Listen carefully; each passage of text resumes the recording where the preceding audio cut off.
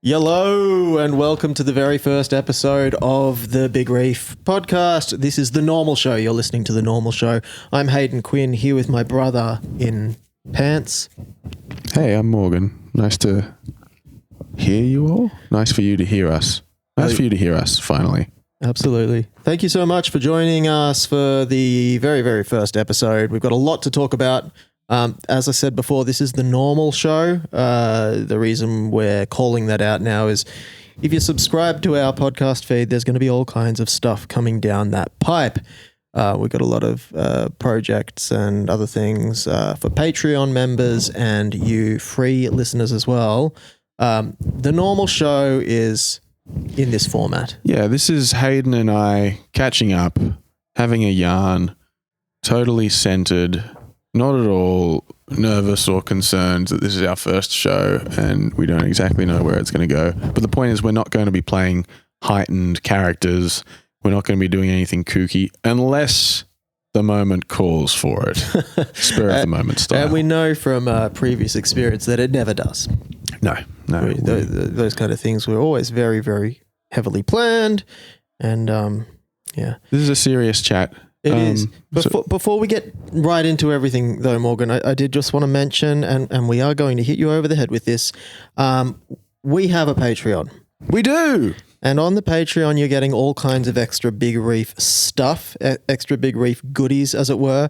One such thing would be an episode of this, every alternate episode of this, The Normal Show, will be behind the paywall. So if you're enjoying these chats and you want to hear more of them, probably twice as often. We're not going to commit to a schedule, but I'd say every second one will be behind the paywall. Please subscribe. And I've got a little thing here I'd like to read about the Patreon. Is that okay with you, Morgan? Yeah, but we do have a couple of guests here today. Maybe they could read it out. I think is that Jack Nicholson I see over there? It might. I mean, it might be. Let me. Jack. Yeah. Yeah, he's coming over. He's lowering his sunglasses. Hey there, Big Reef. Hey, everyone. Ready to kick it up a notch? For just $8.50 AUD a month, you can jump from just listening to being a full-blown try-hard. What's a try-hard, you ask? It's our way of saying you're one of us, deep in the mix, getting first dibs on new singles, early peeks at podcast episodes. And yes, I'm Jack Nicholson, even hanging out with us in exclusive chats. Support our creative chaos on Patreon. It helps us keep making the art you love. Just hit the link in our show notes to join up. We promise it's worth every penny. And hey, it keeps our coffee pot full. So that was Jack Nicholson just coming right in for a little promotion for our Patreon. See, Jack? Great read, Jack. That was sick. Sounds just like he did in The Shining. Do you remember that part in The Shining after every scene? At the start of every scene that he was in, he'd say, "I'm Jack Nicholson." Yeah. He'd reintroduce himself. Absolutely amazing. A very insecure man who needed to signpost every scene with him announcing that he is in fact Jack Nicholson. Yeah, I think that's why he goes down as one of Hollywood's greats. With the promotional garbage out of the way. Oh yeah. What's been going on this week, Morgan? You been listening to any music, anything like this? No, I don't do that kind of thing anymore. Okay, never mind. I've been delving back into. Actually, speaking of the word delve, my good friend. We'll censor his name here, told me that there's been a steady increase in the word delve being used in essays and policies and procedures in organizations, and that it's attributed to the use of ChatGPT and things like this being utilized to create those kind of documents. And apparently ChatGPT really favors the word delve.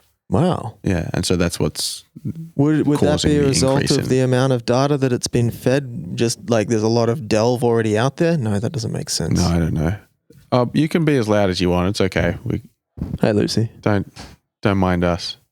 This episode is sponsored by Good Breeze Frozen Custard. God damn, that's some good custard. We got frozen custard yesterday, and what I continuously forget, I mean, it's not like I get it that often, but sporadically I'll get it, and I'll fill it with ingredients that individually are really delicious, like a dime bar or a peanut butter cup or chocolate fudge.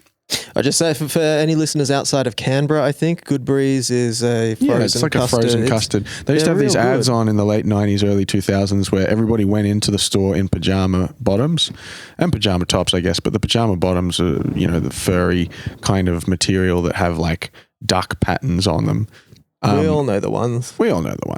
Yeah, let's be honest here. We're not telling stories out of school here. We're not telling stories out of school when we say the familiar things that are on pajama pants, but they would also tip the frozen custard upside down. That's right. This was a big selling point of, they'd buy the thing and then they'd hold it in front of the camera and turn it upside down to prove what exactly? That I guess it's quite dense ice cream or frozen custard. Yeah, that it's frozen, I suppose. Mm-hmm. So that's Good Breeze. They're a frozen custard place or an ice cream place. Maybe. Oh no, because they had the spoon in it, right? So the spoon would stick out of the bottom of you'd have a cup with supposedly frozen custard in it. You'd turn it upside down, and the spoon that was sticking out of it would remain in there without falling to the floor. What I was going to say is maybe we misunderstood the marketing campaign, and actually they were just like upset, and they were showing that there was nothing in their cup. They're just tipping it upside down. Oh, there's nothing in my custard cup. I came all this way. This happens every time. Yeah. Probably not though. But it is that thing where if you pile it full of ingredients that you like I like Reese's peanut butter cups and I like this and that. It's like, cool, but put them all in ice cream and it's fine. Yes. But it's not the ideal way. So like Lucy, my partner, put in sprinkles and miniature M&Ms, and in my mind, I'm like, what are these ingredients? Yeah, you got to put fucking like gummy bears, honeycomb, Oreo, raspberries, and just, put all of the like crazy flamboyant flavors in. Yeah, all the things you like, which is what I used to do. And sour gummy worms harden in the mix, and then you don't. I know, they're disgusting. There's nothing sour about them. Same with the gummy bears. And the gummy bears don't get anything gelatinous, I guess. No. And so I learnt again that like what you want to do is just think about what's going on here. You're going to be smushing these things in ice cream, and you're not necessarily going to want to separately eat a chunk of violet crumble because it's just going to separate. It's not going to immerse itself into it. Which brings me to what have I been doing this week? I've been watching. Well, hang on, I got to fucking just hold on. You got a point. Bloody second. I mean, it's the and I learnt this at a very young age.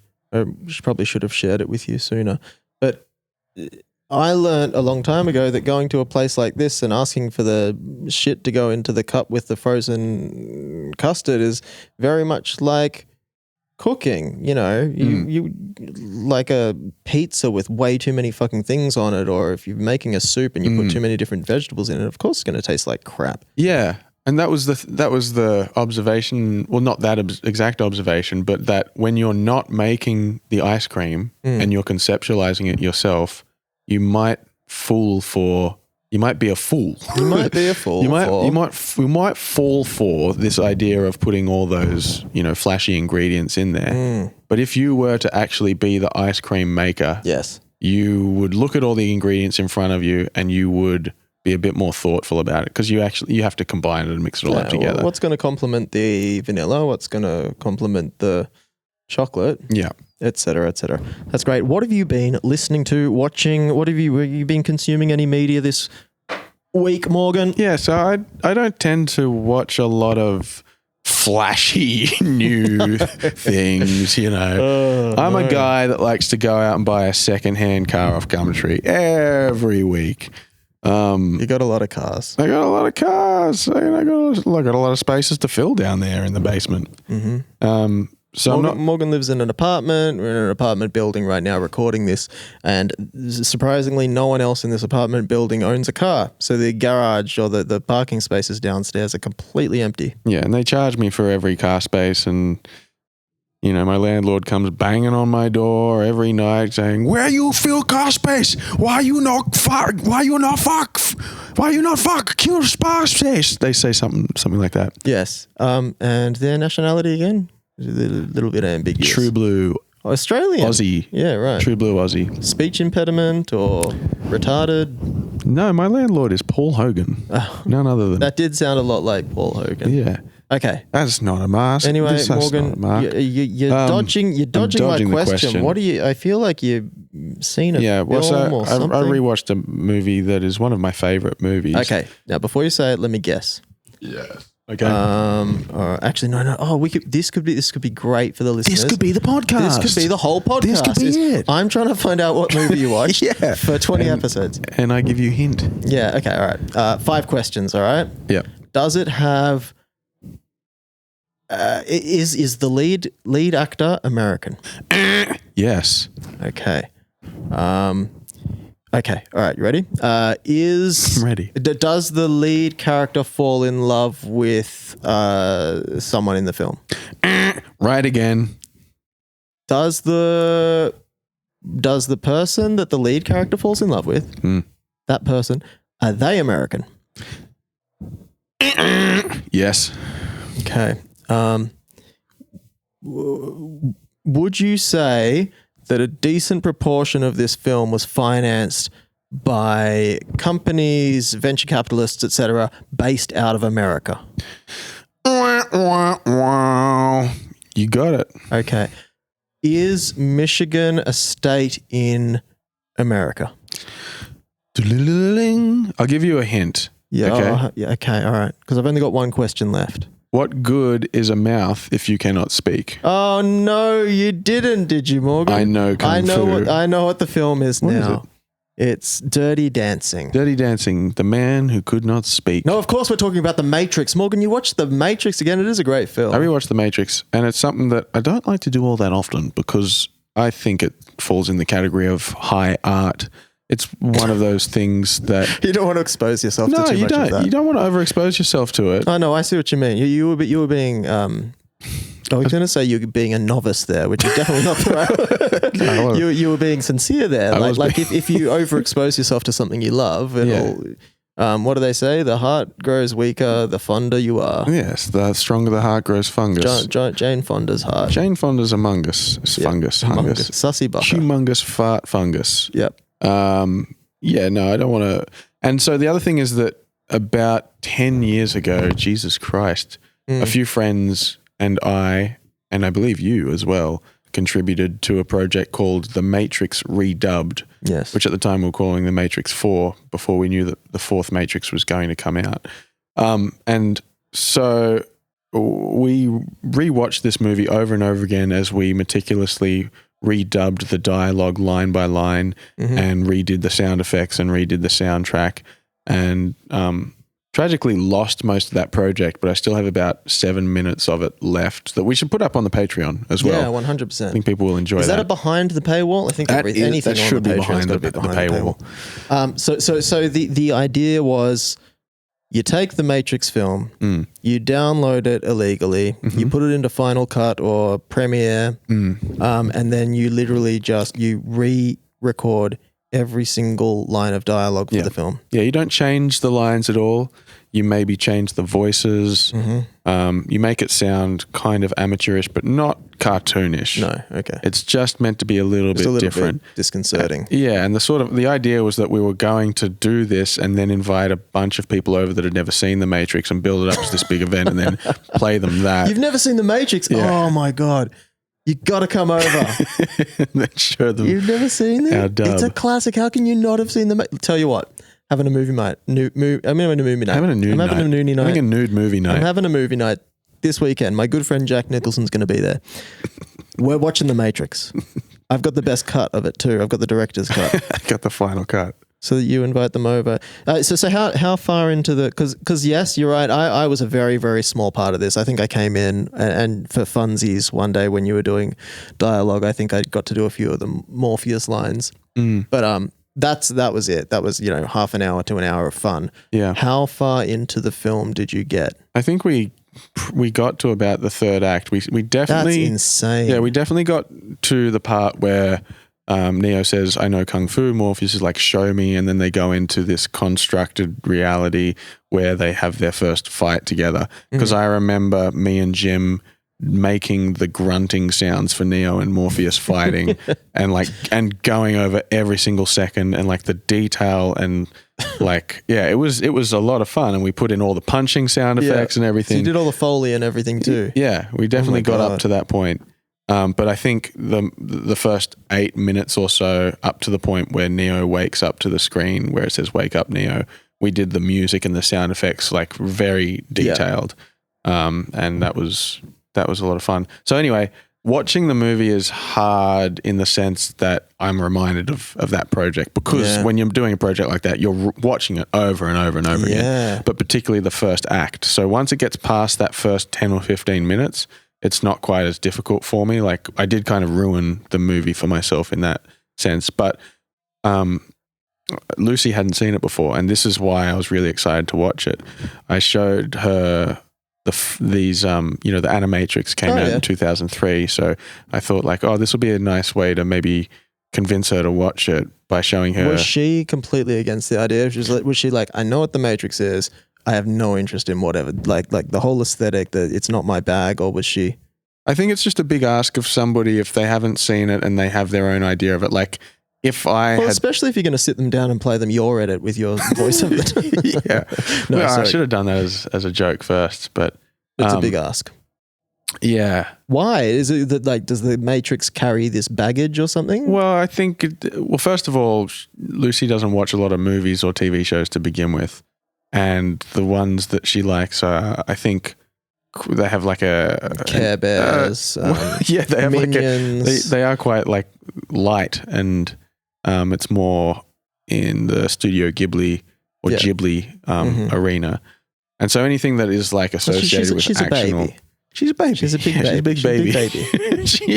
She's scared. Yeah, she's scared. She was scared of what would happen. So I don't know. I think there's like this idea. She's seen me watching like Goodfellas and Martin Scorsese movies. That was enough to scare her. That She's just watching you watch the film. She's like, just seeing my reaction. I don't like this. She doesn't like what impact they have on me as a person. Yeah. And that's somewhat not a joke. Is that what she says too? She's like, I've seen you watching these Goodfellas movies, and I don't really. I've seen the way you're looking at the screen. It's not. I don't like the way you're smiling and clapping and like. Yeah.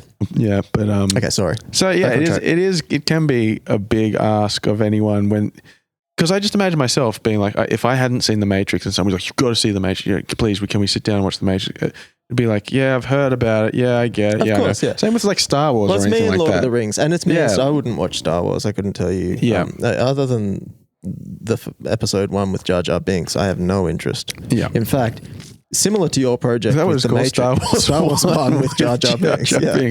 And the text scroll at the start, Jar Jar Binks. Jar Jar Binks is here. You're like, who the hell is Jar Jar Binks? A long time ago in a galaxy far, far away, Jar Jar Binks is here. And then I actually do, similar to your edit of The Matrix, I have my very own edit of Star Wars Episode 1, and it's just the scenes with Jar Jar Binks. But it's not just the scenes with Jar Jar Binks, it's just his dialogue. So it's like he's talking to himself through the whole film. It goes for about 15 minutes. It's really good. That's really cool. And so I go out, and I don't even do this with friends. I go out in public and get very, very drunk at bars around Canberra. And once I strike up conversation with someone, I say, "You've never seen Star Wars 1?" And they invariably respond, "No, I just said I have." Like, "No, mate, you got to come around my place. I got the best one." And I invite them around, and they keep saying, like, I said I have seen it. Get away from me. Yeah, that's my thing. I used to have a blow up chair. Yeah, you did. It was a Jar Jar Binks chair. And nothing better than sitting on Jar Jar's lap. I never really thought about how weird it is. It's a blow up chair that's in the shape of Jar Jar Binks. So when you sit in it, you're just sitting. Yeah. Basically, yeah, it looks like he's kind of entering you. Well, I mean, like, it did also have like an inflatable penis section, right, where you sit. Yeah. So that was a bit disconcerting. That was very strange. Interested. I'm not too sure why Mum bought that for you. No. I screamed and I cried and I threw my calculator through the window. God damn it. And then I got it But that story's for another time, the old calc. Subscribe to our Patreon for me telling you about when I threw my calculator through the window when I was like 8 years old. Paywall for sure. But I showed her the 2 Animatrix videos that are called The Renaissance, the Second Renaissance, which is a prequel kind of showing how the humans ended up in the plight that they find themselves in at the beginning of the Matrix. And I think that scared the shit out of me as well. Just those things in by themselves are, I think, as impactful as the Matrix. I think about a couple of those pretty frequently, actually. Yeah, they're a bit worrying. Yeah, no, they really are, and it's the sort of thing that when you see it, you're like, there's not many things that I feel like could be universally understood and shared, like a piece of art should be shared. Like a lot of the time you'll come across music and you'll think of somebody that will like it, but those particular Animatrix things and the Matrix one are things that I think are easily accessible by anybody and just have like just so many levels and a very important and relatable set of messages, and you can take so many different messages from them. But anyway, so it was nice to watch it again through somebody's eyes who hadn't seen it. It gave me a new appreciation for it, even though I already kind of appreciate it so deeply. And we also went on to watch the second and third Matrix, and we started watching the fourth Matrix yesterday as well. Oh yeah, I always forget that exists. Yeah, it's something else. In fact, it's basically recreating the first Matrix, because the storyline is that Neo turns out not to be dead, that the machines put him back into the Matrix and created a reality where he created a video game of, the Matrix, and he goes through the exact same experiences. So they basically reshoot all these things. And it starts in the same way the first Matrix starts, by zooming in on the Matrix code, and 2 characters that are similar to Cypher and Trinity have a similar conversation to the one that they have in the first one. And like while we were watching that first scene, it was like watching my redubbed version of the Matrix. Because it was the same thing but different. Because it was the same thing but different, but also the way in which they'd recorded the voices sounded like the way we'd recorded it. Like just a really bad production and approach to getting that sound right. That sort of over the telephone crackly. They didn't like remove the bass properly or the lower frequencies, but they tried to make it sound like a phone at the same time. Like it sounded too high quality. And that's the thing about the first Matrix, is that every little detail, even parts where there's like after Neo saves Trinity from the helicopter after it smashes into the building, and there's this kind of sense of relief, the way that they've lit their faces are partially shadowed and partially lit. There's kind of the use of colors and shadows in that shot alone suggests that there's some sort of hope for them. And like you'll see that, you'll pick up on that, like if you've seen the movie 50 times like I have and rewatch those things and look for deeper meaning, you'll see that it's there. Like there's a real rewatchability about this movie that goes beyond like, you know, finding symbols in the dialogue. There's meaning in the way that they mix the audio and the way that they frame things and the way that they change the lighting of things over time. And, you know, just a beautifully compact story that lives on its own and suggests this other world like Zion exists and there's this big war happening, but doesn't feel the need to ever show us that world. We can just imagine it. And that's sort of the beauty of that first film. When I first saw that film, I mean, anytime they were outside of the Matrix, I was generally like, get back into the Matrix. It's sick in there. I love this shit. Yeah, great film. 4 stars out of 8, I reckon. There's just so much to love about it.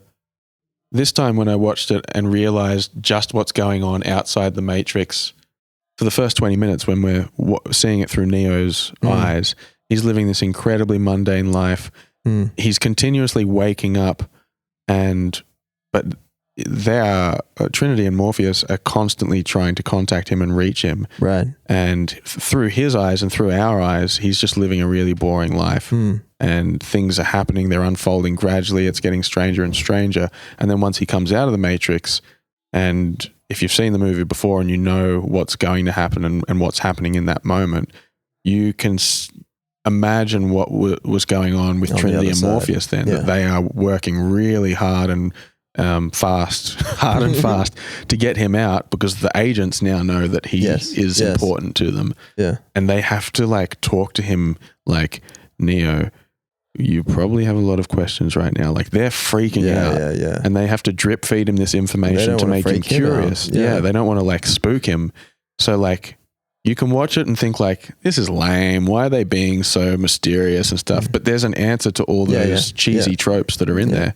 Or like the reason that Trinity speaks like this all the time and does not use contractions and stuff is because she's been told by the Oracle that she's going to fall in love with the One, and she's trying to keep those feelings at bay. She's constantly like trying to show no emotion to Neo across the whole film. She doesn't want to accidentally leave anything out there for him to pick up on or to feel more attachment to her. 100%. And I think that's like those things alone make the film so clever, because you think that it's just another silly action movie that are doing the normal tropes and you know, the serious commander and the woman who is just inexplicably distant and weird, but there are very specific reasons for those choices. They're not just thrown in there.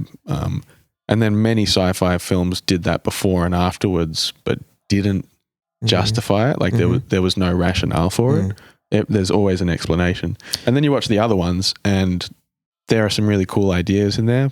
And you mean the other Matrix? The Matrix sequels. Reloaded and Matrix Revolutions. But they give a much larger vision, and you feel... It's giving larger vision. And it's feeling huge and it's feeling significant. But they fumble the ball on the pacing of the films, and you know, like putting too much emphasis on the kung fu and stuff, because that's the other thing about the first movie. It's like 40 minutes before the first kung fu. Yeah, the movie is before not the first kung fu. The first kung fu. The movie is not an action movie as far as I'm concerned. It starts off as a bit of a thriller and then it turns to a sci-fi, but I think the reason that movie is so good is because it is the story, the thoughts, the concept, the all of this, and there it does have some very sick, short and to the point action scenes in it. Like it's not, I don't know, I tried to watch one of those, what's the series that Keanu's in with all the action? Oh, John Wick. I watched the first John Wick, and I don't know, amazing choreography can only take me so far. Yeah. I think it was amazing choreography, but I just was so bored.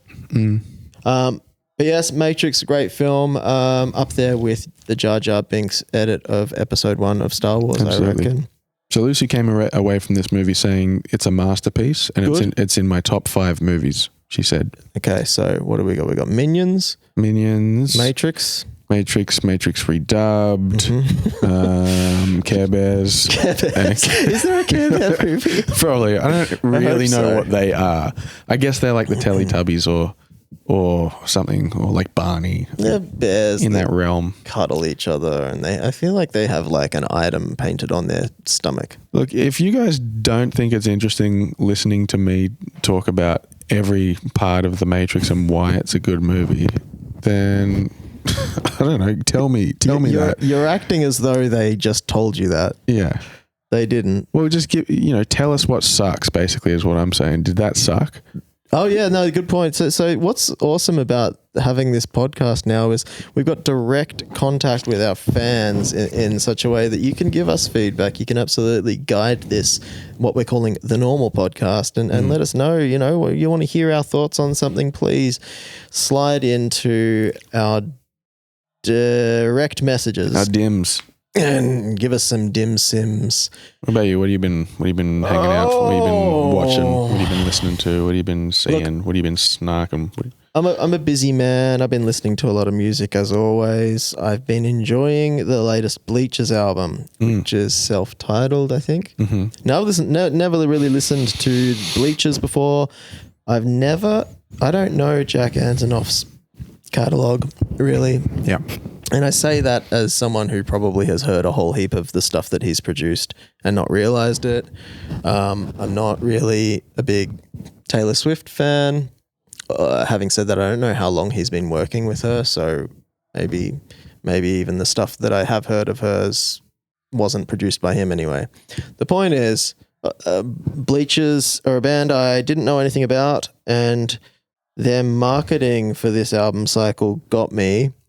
Some of the imagery that they were using was like, I don't know, it just like they hit the nail on the head in trying to like communicate this Americana sort of 80s or late 70s, early 80s aesthetic through the visual ads and stuff like this that I was being fed, and it made me intrigued. I was like, oh, that looks like the kind of music I'm interested in.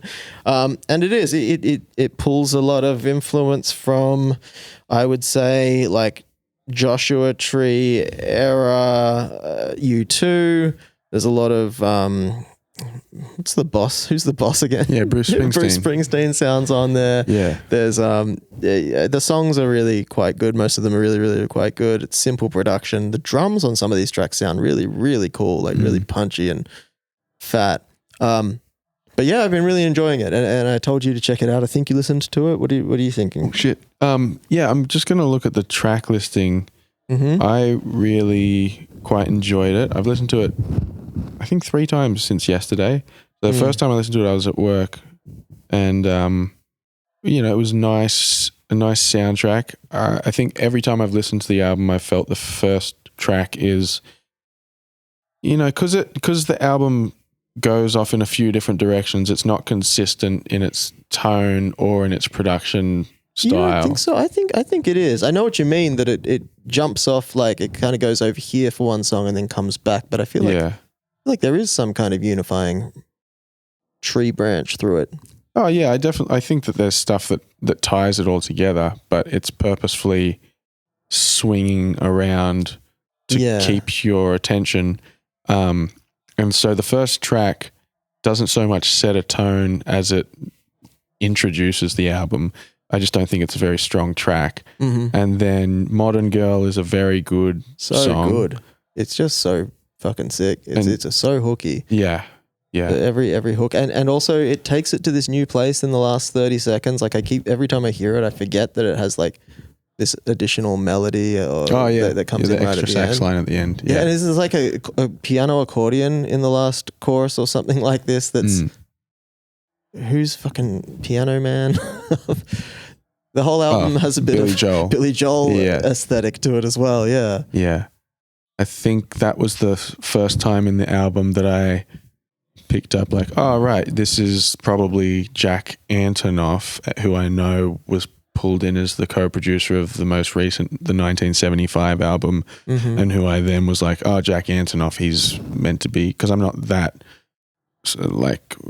connected to what's going on in the contemporary music world, but I know that name and I know that he's quite significant. And then like, oh, he's probably done stuff with like Taylor Swift so then I looked him up and like, oh yeah, he's been all around, and he's kind of like defined, I guess, a lot of what pop and rock music sounds like for the last decade. Yeah, he's certainly been in. Was there anything that came up on that list that you were like, oh, I love that record, or was it more just like, Actually, I was expecting to see the most recent Big Thief record on there, which maybe I didn't look at closely enough, his resume or his CV. Big Thief, that's a good name. Big Thief is Big Thief. It's sorry, go on. It's not bad. It's close. Please go on. I really like the most recent Big Thief album. I got pretty obsessed with that, and that shared something with this album and with the most recent 1975 album, which is, I think, a really kind of mature blend of crisp, modern production on certain elements in a track, in a moment, and in that exact same moment, purposefully using like a coarse production style as well. So like Modern Girl starting with that saxophone that's feels like there's an entire room being pushed into your face. The room sound on that sax is it's iconic and it's anthemic. Yeah. And it's I mean, like without that, the song does not hit anywhere near as hard. It sounds like, like the fucking, you know what I'm thinking of? I'm thinking of not actually Joshua Tree. I'm thinking of what is that covers / live album they did, U2? Rattle and Hum. Some of the studio works on Rattle and Hum, it kind of harkens to. Sorry, I interrupted you. Go on. No, but I mean, that's what and then, you know, you start hearing whooping and hollering in the background. And Whoopi Goldberg is Whoopi Goldberg, yeah. Whoopi actually, and yeah, totally. All the crowd sounds and stuff, Yeah. Which again is like I didn't know that was Whoopi Goldberg. That was Whoopi Goldberg doing all this, and Antonov got her for that, and that was similar to "I'm in Love with You" by the 1975, and started hearing, and then the sax playing sounded really familiar, and I haven't checked yet, but I'm guessing the sax player is the same as the one that was on the most recent 1975 album, and so there was like this familiarity with it, but also like a more, I guess, direct wielding of the modern production techniques than the 1975 album. I felt like I'm comparing it to that album a lot because there are a lot of similarities. Yeah, but because the 1975's latest record did also pull on those same influences, I think. Yeah. And I do wonder a bit whether that was a Jack's influence or they just happened to be going in that. I mean, I think the two aesthetics of, you know, they're more 80s synth sort of, they've got more of a synth pop influence to their sound, I think, the 1975, but it's not such a far stretch to be like, well, 80s synth pop, 80s Americana sort of, I don't know what else you call that genre, but it's not such a leap. And so I thought, oh, they're going in this direction. But having heard this Bleachers record, I wonder if Jack is in that frame of mind at the time and it's like, like, you should go in this direction. Yeah. I think what I like about it, and what I really like about Part of the Band by the 1975 and most of the Big Thief record is I think there's the DNA of Tusk by Fleetwood Mac in here as well, which is their like experimental album after Rumours, a double album that has just a lot of Lindsey Buckingham probably taking too much coke and fucking around. But there's some really cool stuff on that album. No Whoopi Goldberg on that album. Whoopi Goldberg, no. Sadly. But particularly the song Sarah on Tusk has these pianos that interplay on the left and right side of the stereo field. And this really nice snare that I think is played with brushes that is just recorded at a very high level. And so I think songs like Tiny Moves was another one on this album. So that is currently stuck in my head, interestingly enough. Yeah. No, right now it is as well. And Alma Mater was another good one. I think Hey Joe and Call Me After Midnight was so... I love that song. It was so good that I thought, this is a cover. This is like... this phrase, you only call me after midnight. It's like a Justin Bieber... Like it's so obvious. Surely it's a song, but I couldn't find it anywhere. It's such. I love the chord progression in that. I love the hook. I love everything about it. So sick. I'm just looking through Jack's production credits, and there's not really anything that I guess this is part of the sort of why I've never really paid much attention to him. Is that like there's lots of peripheral acts that I'm kind of like, yeah, they're fine. I don't really care much for Taylor Swift, as I said before. I mean, he's done a song for How to Dress Well. Lord, I don't care about. St. Vincent, man, I'm not that into. Yeah. He worked with Amy Shark apparently. But yeah, of course, he did a bunch of Lana Del Rey stuff, which is good. But anyway, I guess what I'm getting at is that like there's never been a compelling reason for me to be like, oh, he's a great producer, or knowing what he's across, because all of these acts are kind of not really my vibe. Lord, Claro, there's some good stuff there. Apparently he's done some stuff with Spoon, Morgan, Florence and the Machine. This is just, it's so entirely, all of this is so entirely not quite my shit. Yeah. It's all this stuff is like, yeah, I know what that is. Yeah. It's not mine. I certainly don't begrudge anyone for liking it. I don't think it's bad in any way, but it's just, and so it's sort of interesting to suddenly be like, all right, now I am listening to his music that he wrote. Yeah. It's not just his production, it's him producing and writing, and I really fucking like it.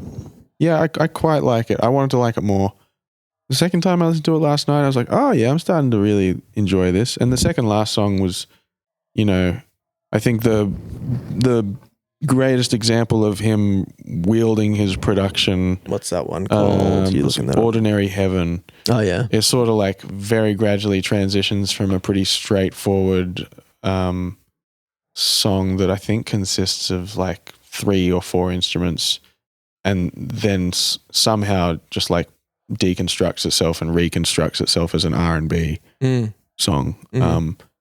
So it's really cool, but that I think sort of sums up why the album doesn't work as an album for me and just has like choice tracks that I'll be like, oh yeah, just give me those 4 tracks.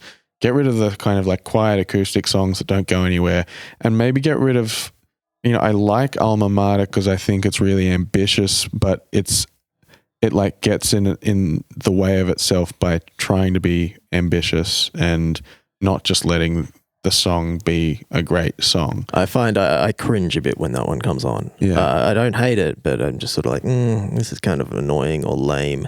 Yeah.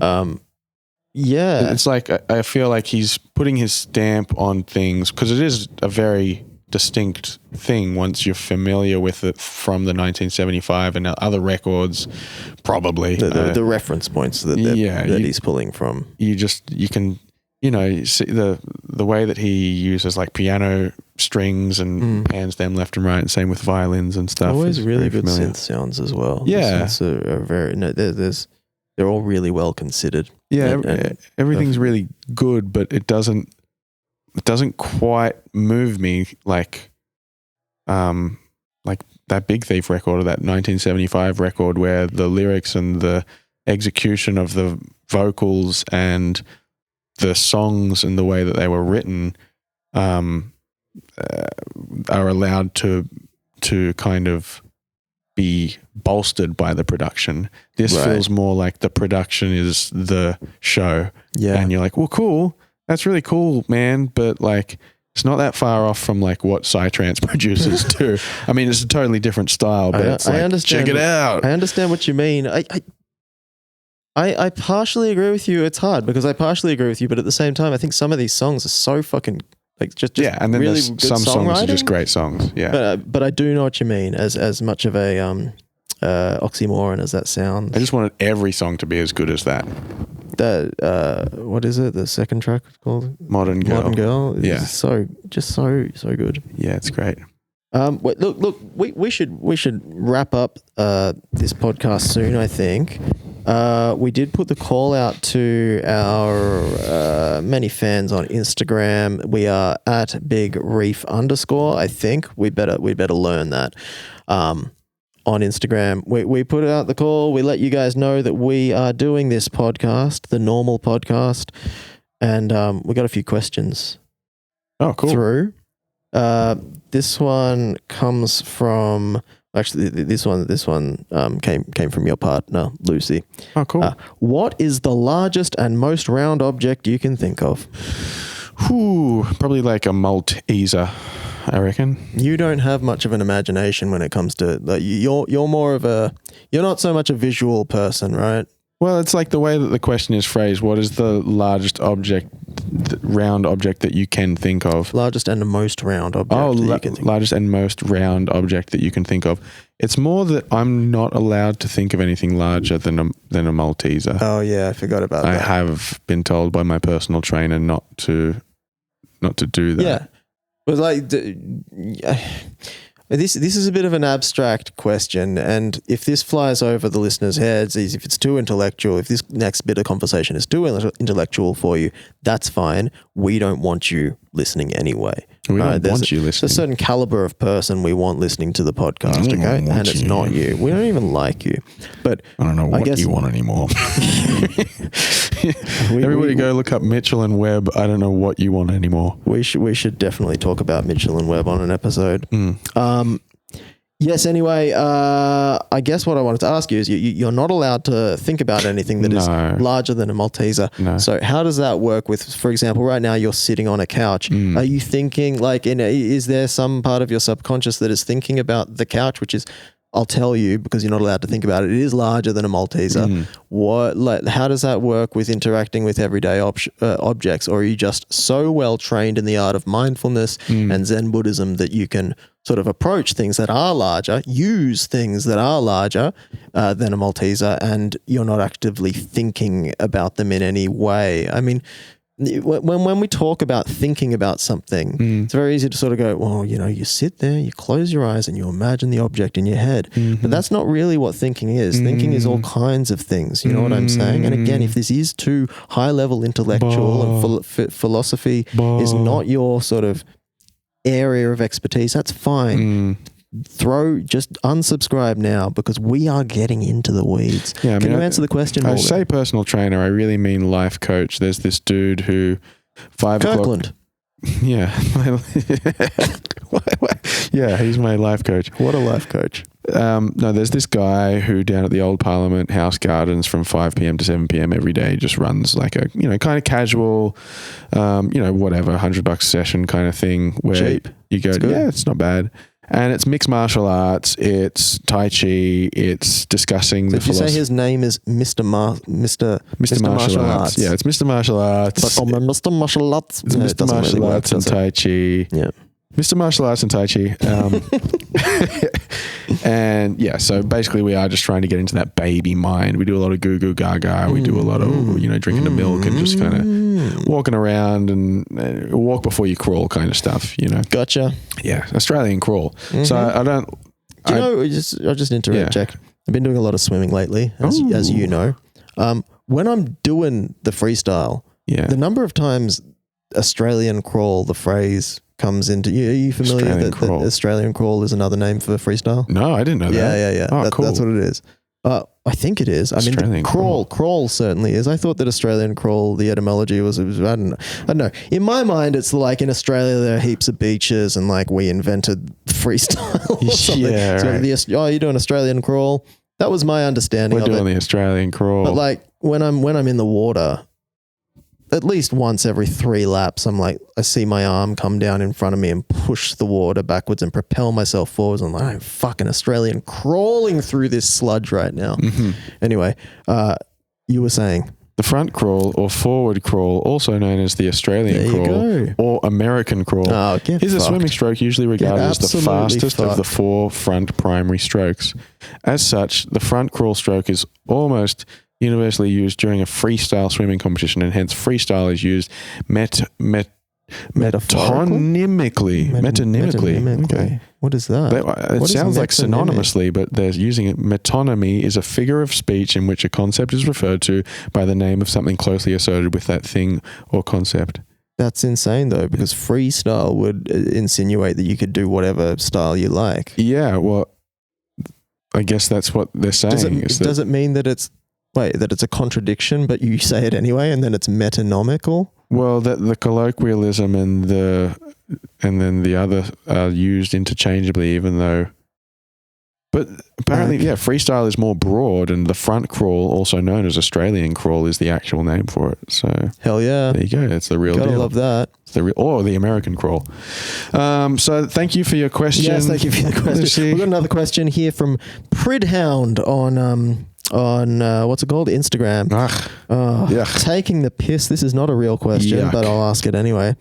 How many woods could a woodchuck chuck if a woodchuck could chuck wood? Look, I'm sick of these jokers. I'm fed up with it to the rafters. Yeah. I've had enough of this. I don't even know what a woodchuck is. What is a woodchuck? It's like a beaver. Is it a beaver? Is that because that's in my mind when I was a kid, and people would say how much wood could a woodchuck chuck if a woodchuck could chuck wood. I was like, yeah, it conjured the image of a beaver in my mind, but now I'm thinking about it, it's like, what that's not a fucking thing, a woodchuck. Yeah.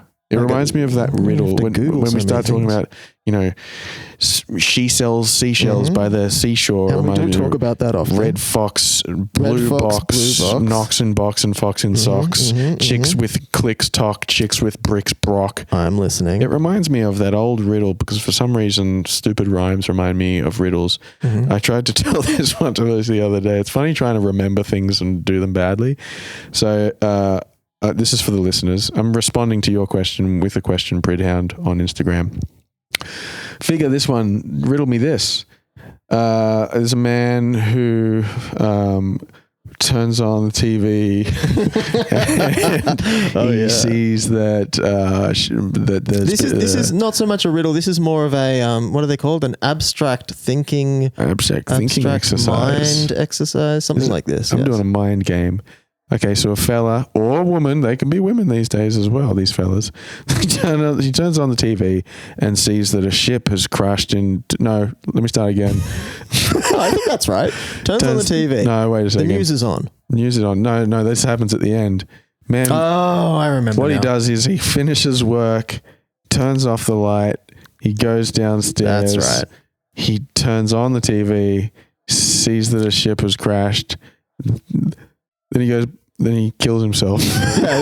Oh my God, he screams at the TV. He screams at and he goes and kills himself. He screams at the TV, what have I done? And then he kills himself. That gives it away. Oh, yeah. Anyway, so write in, become a Patreon member, write in, and let us know, why did he kill himself? Why? What the heck? Why did he? What the heck? What the heck's going on? We do have another person who wants to send a question in, but they asked where to send because they were like, we also offered people to send in audio. Oh, yeah. But this person didn't respond. I mean, they messaged us and said, how?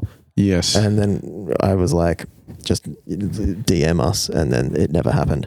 Hey, a woodchuck is a groundhog. So that's it's true. A little bit different to a beaver, but yeah, I guess. But it is a similar kind of animal. And as far as I'm concerned, all animals are the same. Here's something. This is the inside scoop section of the podcast. Sick. I was going for a run and I was listening to two of our songs. An Australian run. I was going for an Australian foot pedal. I was going for an Australian 1 foot in front of the other. Yes. And I listened to our songs Checkmate and She Loves It because those are the two of the original batch of five that we wrote.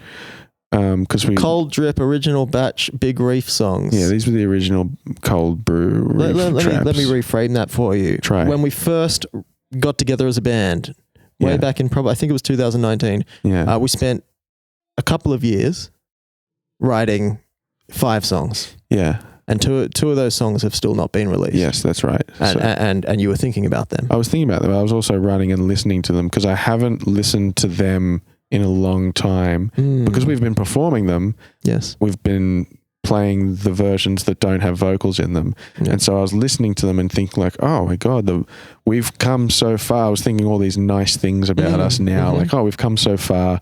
The vocal takes that we do now are so much more like considering the emotional weight of lines and stuff.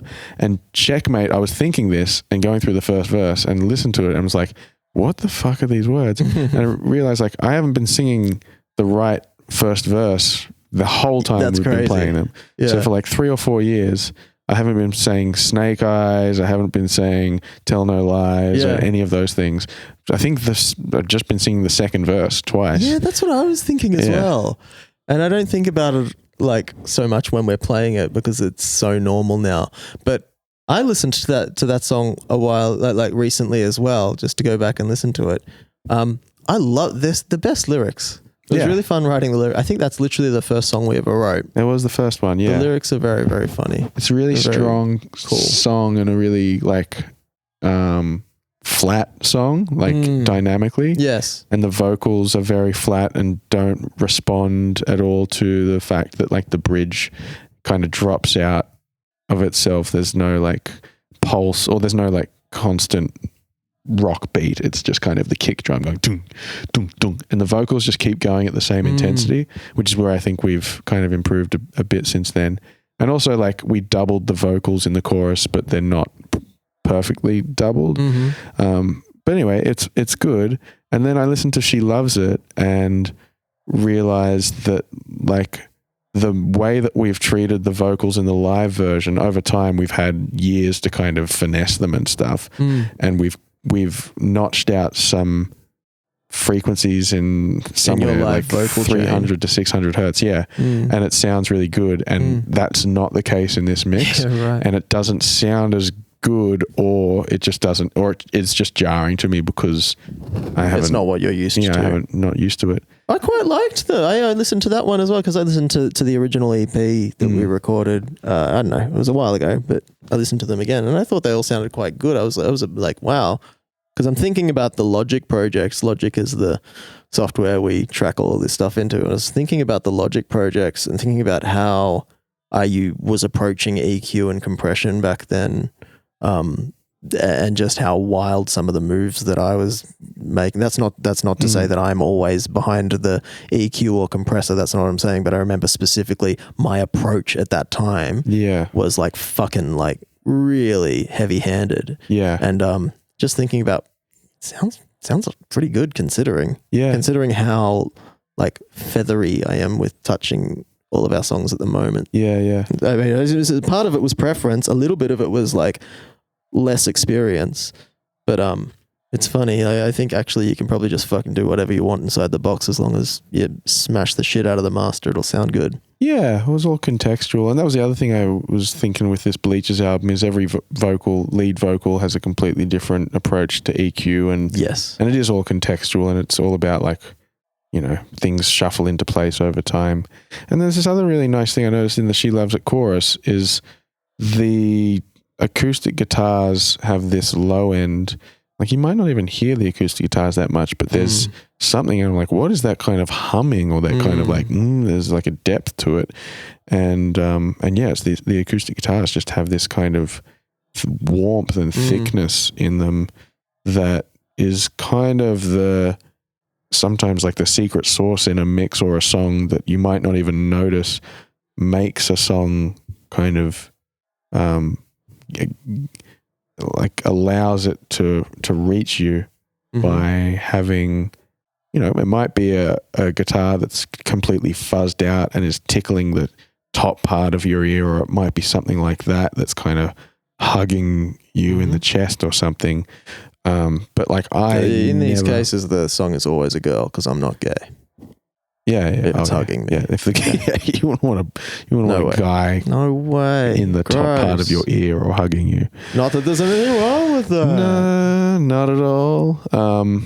But yeah, that's the kind of stuff I often forget when producing or mixing or recording, is like that there's often already content. You don't have to fill all the space with new ideas, and sometimes it's more about letting something just be what it is in the room and capturing that and letting it come through, and not masking it or not clogging up stuff so much that something like that can just push through.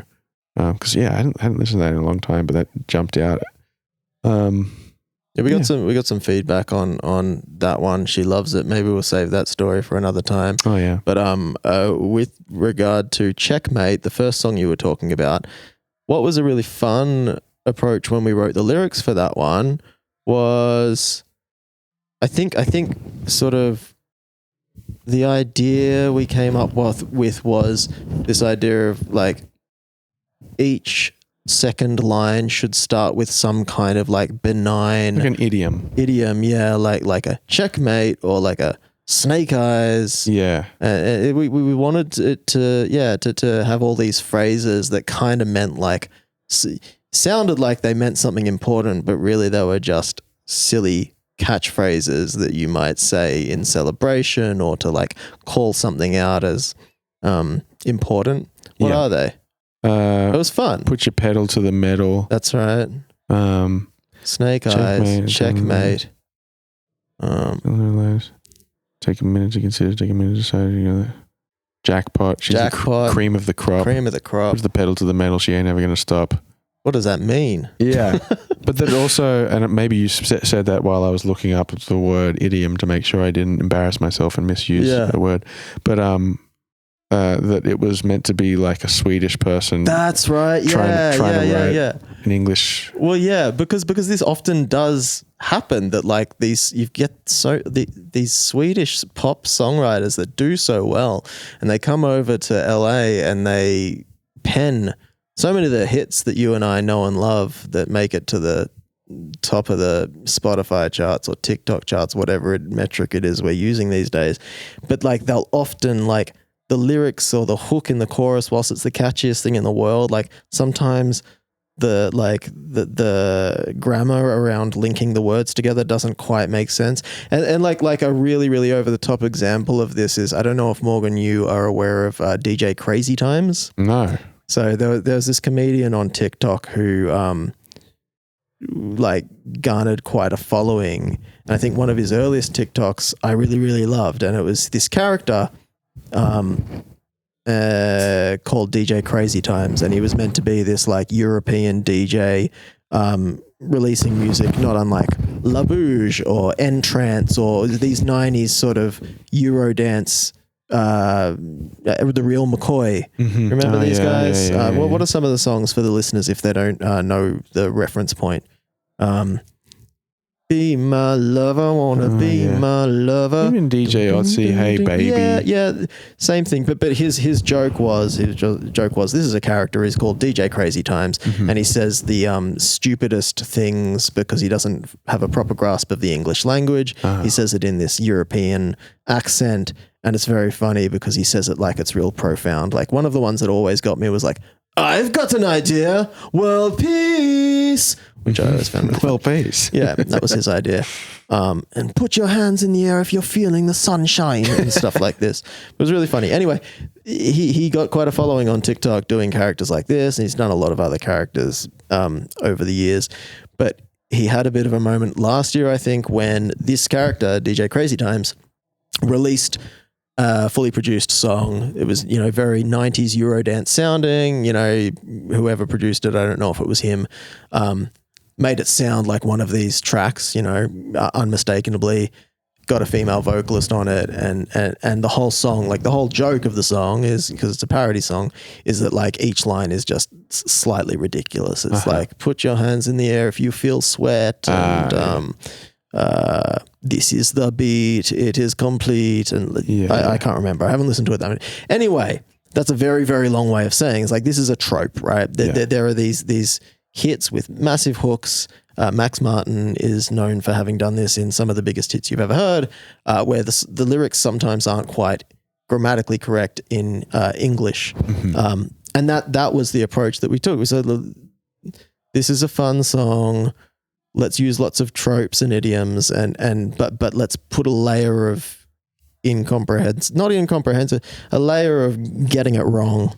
Yeah, in an Australian accent that suggests that like we're trying to imitate them for no other reason than we miss the idea that's right. Yeah, so it's another layer. It's so that the idea behind it was, one, we're writing this. So you're writing it as an Australian person who is heavily influenced by European like pop music, but doesn't understand that they are European to begin with. Yeah, they don't understand that the phrasing and the grammar is wrong. They think that that's actually how it's meant to sound, and so they're copying those same phrases or those incorrect. Yeah, which they themselves were trying to copy English people to begin with. The snake eating my ass. It's Ouroboros is what it is. Yes. Well, look, I think that about brings it to a close here. This is going out for free. People can hear this. This is going out for free. So yeah. So the people who listen to this are, not going to be able to enjoy things like the Snail Year podcast, for example, which is my silly podcast I made several years ago, where I play a character called Host who has a sidekick that is a magic 8-ball and goes on many misadventures. There's lots of sketches in there. I do one where I pretend to be Tom Tilley. I do. That's a reference that still lands. Yeah, it still lands. I do a version of Frasier called Yes Frasier, the sitcom Frasier. The Fawlty Towers. I do all your favorites. All your favorites. But you're not going to get to hear that. It's a very, very funny. I think it's, what is it, a 10-parter, 6-parter? I think it's like 5 parts. And I think I'm going to write a second season, I reckon, and start putting them out behind the paywall. Lots of really high production rates. High production quality on this. I would call it like a bespoke podcast experience / radio. It's sort of a radio play. It's totally play improvised and then edited together to make semi-sense. Very well edited. Yeah, it's really, really funny, really, really good. And I think, we're probably planning on drip feeding that through the Patreon RSS feed of our podcast. So you'll need to sign up to get access to that when we start dropping them. Lots of other stuff. We got demos that we're putting up there. We got The Matrix Redubbed is going up there. Mm-hmm. So many other like old projects of ours individually. Like music projects and old scripts and stuff. Because Hayden and I are now fully fledged content creators. We really just need a place to put all of that stuff. That's right. And you wanted to speak today on this podcast about the the driving force between the Patreon and stuff like this. I think we'll get into that another day because I think it'll be an interesting conversation. I honestly could keep talking for another 2 or 3 hours. We got so much more stuff to talk about, but you don't want to rush it. This is the normal podcast. It's not like high energy and let's get through the points kind of thing. I think this is the kind of podcast I like to listen to podcasts when I'm like driving or sleeping or stuff like that. Mm-hmm. This is the one to put on when you're about to go to sleep, and then put it on every subsequent night for the next week. Yeah, you go back to like where you think you fell asleep, and you listen to another little nugget of fantastic. That's it. And then you go and repeat the things you learnt from us to other people and present it as your own information. That's right. Okay, we're going to close it all up here. I've got a couple of things to say. First, we want to hit some plugs. Morgan, I'll open it up to you in a moment. I'm just going to quickly say, Soft Incision, our next single, is out on April 17, which I think is Wednesday next week from when we're recording this. Oh, Wednesday, this coming week. So quite soon. Yeah. So please get out there and stream it. And if you can't stream it, find someone who can and ask them to. This is a fantastic, very, very nice, beautiful song, very delicate, a little bit more sincere than what we usually do. So please check it out. You can hear that already right now. If you go and subscribe to our Patreon, it's behind the paywall. You can download it. That's the kind of thing we do for our Patreon supporters. Apparently, it's not going to pick up in the mic. Sorry. Continuing on, please reach out to us on Instagram, follow us on Instagram, all of that, and hit us up with stuff you want to hear, or even just hit us up with questions. We can answer them here on this podcast. And I, of course, need to give you the full pitch, which is about the Patreon. It goes like this. So that's the show, but it doesn't have to end here.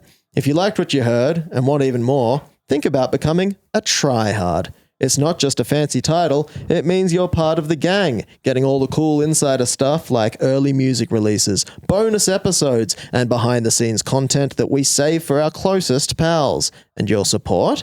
Yeah, it really does make all the difference. It keeps us going, and we seriously appreciate it. Tap the link in our show notes. Join the Try Hard tier for $8.50 Australian dollars and keep the lights on and the music playing. Thanks for all the love and support. That's the pitch. That's the pitch? You wrote that? Kinda. What? I don't want to talk about it. Okay. Thank you so much for listening, Morgan. Any parting thoughts or plugs that you'd like to throw in? I just want to say, peace be with you. I know Kung Fu, and what good is a mouth if you cannot speak? Thank you very much.